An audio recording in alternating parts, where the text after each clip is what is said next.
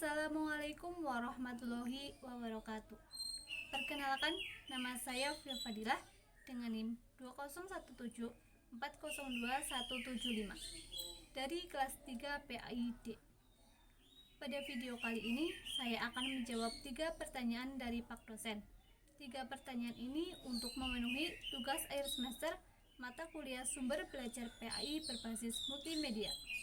Oke, saya mulai dari pertanyaan yang pertama. Jelaskan dasar teori psikologi pendidikan yang sangat erat kaitannya dengan urgensi multimedia dalam pembelajaran. Ada 3 teori. Yang pertama, teori kognitif.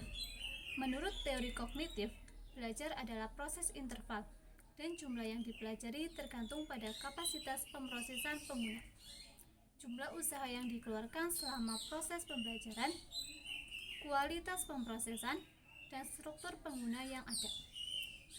Ini memiliki implikasi bagaimana materi multimedia harus dirancang untuk pengguna seluler.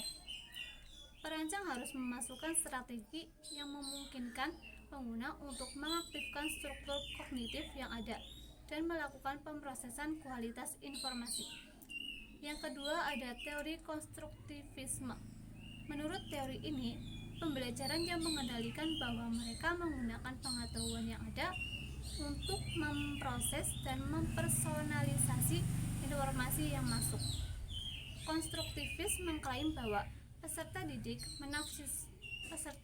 menafsirkan informasi dan dunia sesuai dengan realitas pribadi mereka, dan mereka belajar dengan cara melakukan pengamatan, pemrosesan, dan interpretasi, kemudian mempersonalisasi informasi ke dalam basis pengetahuan yang ada.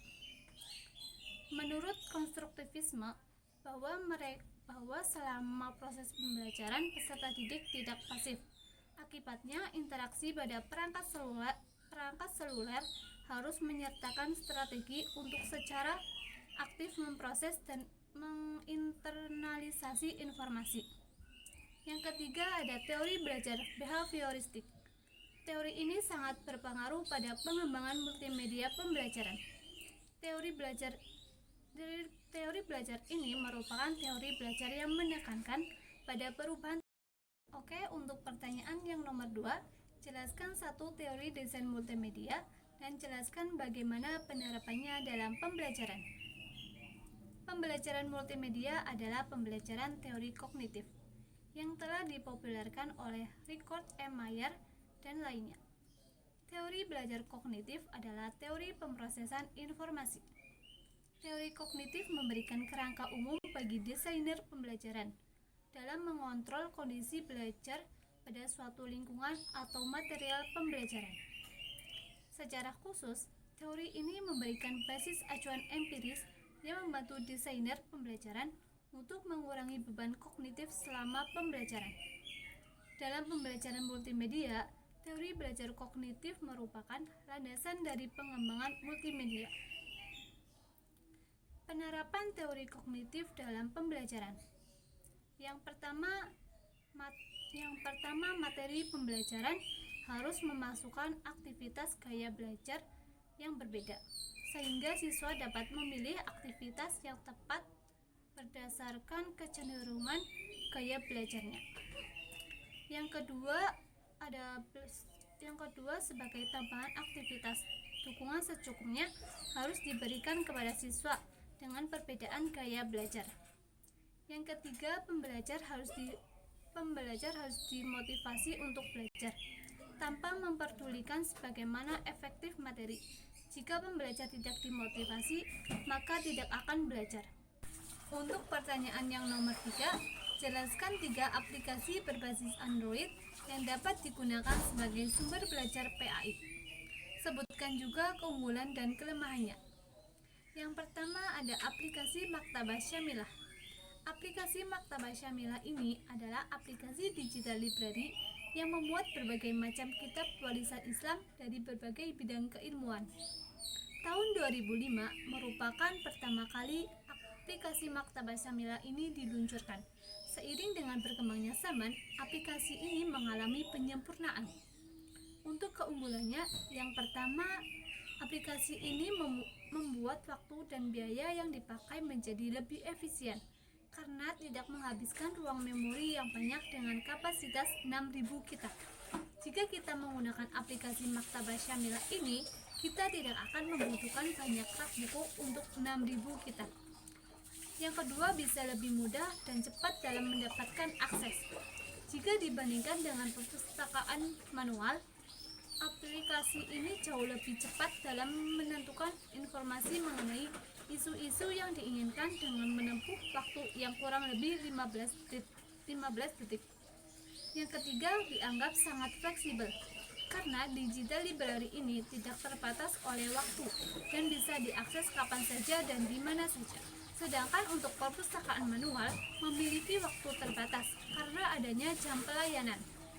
Untuk kelemahannya, yang pertama, aplikasi ini sulit untuk memvalidasi informasi karena ketidakcocokan kadang terjadi saat cross-check nomor halaman kitab versi digital dengan versi cetaknya. Yang kedua, pencarian mudah yang membuat banyak orang menjadi malas untuk membaca isu-isu yang menarik untuk dipelajari dari teks tersebut saja. Yang kedua, ada aplikasi Muslim Pro. Aplikasi Muslim Pro adalah sebuah aplikasi bagi orang muslim yang di dalamnya terdapat sejumlah fitur seperti penunjuk waktu soal, Al-Quran, tajwid berwarna, dan tasbih digital. Untuk aplikasi ini mempunyai keunggulan. Yang pertama, kelengkapan fitur yang disediakan. Aplikasi yang mudah dan lancar digunakan ini memungkinkan karena didukung oleh pengembangan aplikasi yang telah lama merancang aplikasi tersebut. Aplikasi ini mampu menyesuaikan momen yang sedang terjadi. Misalnya di bulan ini terjadi bulan Ramadan, maka aplikasi ini menampilkan waktu penunjuk imsak. Untuk kelemahan yang saya dapat ketika menggunakan aplikasi Muslim Pro ini yaitu seringnya iklan yang muncul. Contohnya ketika kita akan beralih dari satu menu ke menu lainnya, iklan sesekali muncul. Hal ini terjadi karena aplikasi yang digunakan ini dalam versi gratis. Yang ketiga, ada aplikasi Marble Muslim Kids. Aplikasi ini adalah aplikasi pendidikan Islam yang ditujukan untuk anak-anak usia 4-8 tahun agar anak-anak bisa dengan lebih cepat cara belajarnya dengan cara yang menyenangkan. Unggulannya, aplikasi ini dilengkapi dengan fitur pendukung untuk memudahkan anak-anak belajar, sehingga tidak perlu khawatir jika si anak belum lancar membaca. Yang kedua, aplikasi ini menggunakan konsep belajar dan bermain menjadi satu, sehingga melahirkan cara belajar yang lebih menyenangkan. Yang ketiga, materi yang disajikan dalam bentuk yang menarik, dilengkapi dengan gambar, sound, narasi, dan animasi untuk menarik minat baca anak-anak dalam belajar. Selanjutnya, mereka bisa mengasah kemampuan melalui permainan edukasi yang disediakan. Untuk kelemahannya, aplikasi ini memiliki kekurangan, yaitu dalam penyampaian materi hanya sebuah gambar saja tanpa animasi dan terkadang hanya berupa tulisan saja tanpa ilustrasi. Sekian jawaban yang dapat saya sampaikan, semoga bermanfaat. Wabillahi taufiq wal hidayah. Wassalamualaikum warahmatullahi wabarakatuh.